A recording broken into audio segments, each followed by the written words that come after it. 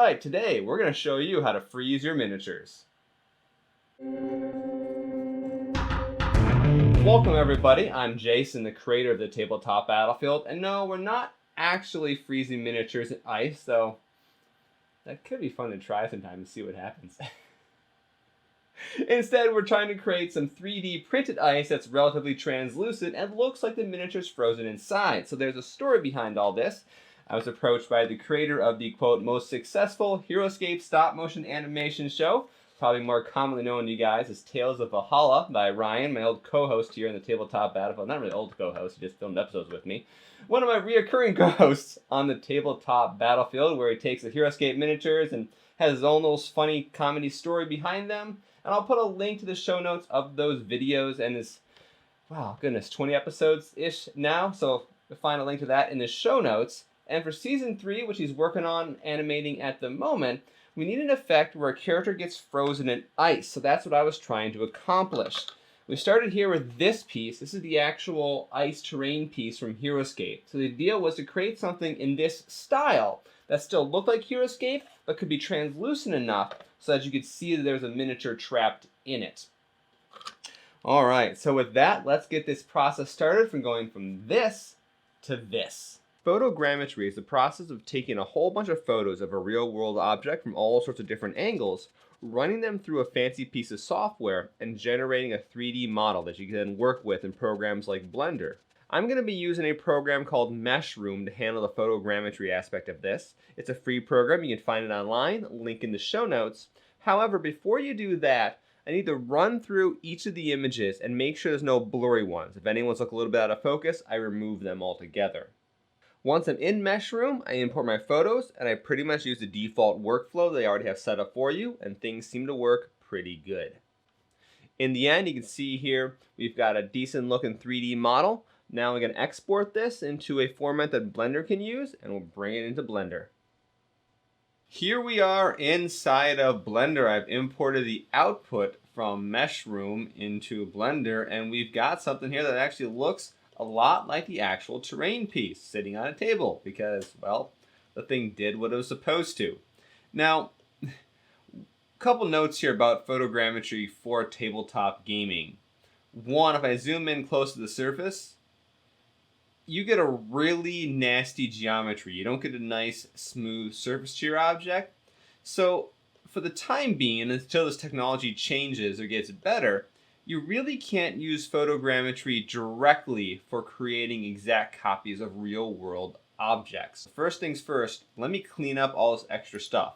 In Blender, it's one giant object, so I'm going to jump into edit mode, watch my computer struggle, because Blender's edit mode is actually not GPU powered. At least in 2.7 it was not GPU powered. Maybe it is in 2.8, but it still requires a lot of processing power.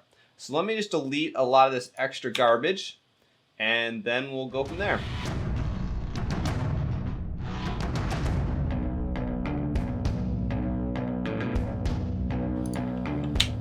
Okay, let's jump back to solid mode, and there we go. I've got the terrain piece isolated, and just for kicks, in case you're curious, the initial object loaded in was 117 megabytes. Cleaned up, we're down to about 33. So getting rid of a lot of that junk not only makes your scene here easier to work with, it also saves a whole bunch of hard drive space.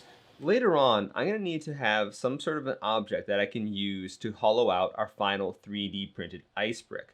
What I'm doing here is I'm creating a very rough shape of our photogrammetry object, knowing that I can use this mesh later on for that purpose. So now comes the part where we take the actual photogrammetry object and do a whole bunch of manipulation to it to make it into something they can actually 3D print.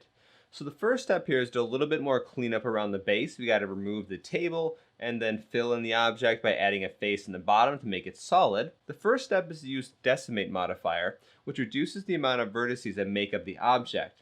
And this, in a lot of ways, will clean up a lot of the messiness because most of those vertices will get merged together automatically and get rid of that kind of stuff. However, there's a side effect here is that this can create a whole bunch of non-manifold mesh issues. If you want to know how to resolve these, check out a link to the show notes for a video I did on this topic a few weeks ago. So I got to take care of those by manually merging some of the vertices together, deleting others, and assorted operations like that to clean up the screwiness that was created by the decimate modifier. Now at this point I have something that's relatively low poly enough that I can go ahead and turn into an actual 3D printed object. The last step before you can 3D print this object is to take that kind of low poly mesh outer shell thing we created a little while ago, scale it down, and use that for a Boolean operation to hollow out this ice brick. My piece here is going to be used as a movie prop and not a terrain piece. So therefore I'm going to cut this piece in half and only print out half of it. This is not only going to save resin, but it's going to allow for some better lighting options when it's used on set. So in order to get these actual transparent resin pieces to be transparent, there's some post-processing you have to do on the piece. You'll need to sand the piece down with several different types of sandpaper of increasing fineness of grain. In this case, I'm using 400 grit, 600 grit, 1000, and 1500 grit sandpaper.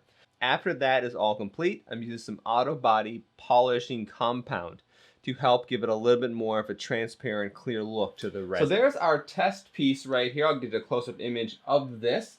But the idea kind of works. So I'm going to make some adjustments to the 3D model, make it a little bit bigger so a Heroscape piece actually fits in it, and then, well, do the whole sanding process and polishing process one more time. Well, it's not a bad start, but I want to see if I can make the piece a little bit clearer and also make it a little bit larger. Kind of just barely fits this miniature right here. I'm going to jump back in the Blender and I'm going to simplify some of the details on the mesh. So I'm going to use some of the sculpting tools to reduce some of the vertices, merge some things together in edit mode, stuff like that. Because by making the surface a little bit smoother, it should help reduce some light refraction and things like that and make it more transparent in the end. Also, I'm going to make the piece thinner. So I'm going to expand out the areas that were carved out by the Boolean operation to make the walls thinner and therefore less resin. It should make it a little bit more transparent. With those steps completed, we're going to go back through the post-processing again, more sanding, more polishing, and we'll see how things turn out. And that is how we end up with this right here. So I got the final terrain piece. I got all sanded down, polished up. I mean, it looks, it should play the part. I mean, you know, it's half a terrain piece, but hey, it's movies. You don't need the whole thing. In fact, I imagine if you did the whole piece, it probably would ruin the effect a little bit more, because the more resin you've got, the harder it is to make translucent, the more angles and stuff that breaks up internal reflections, blah, blah, blah. Physics also makes things a little bit harder, but I'll show you a close-up of this, but I say it's going to work pretty well for the effect that Ryan wants to go with. So we'll hand this off to him, and you guys will have to see where in Season 3 that ends up appearing when that's released. I don't know, I think he said December of next year. Not this year, next year. So some point next year, you guys will be able to see where that comes into play, but that gives you plenty of time to catch up on the first 2 seasons of Tales of Valhalla. Once again, link in the show notes to all those videos.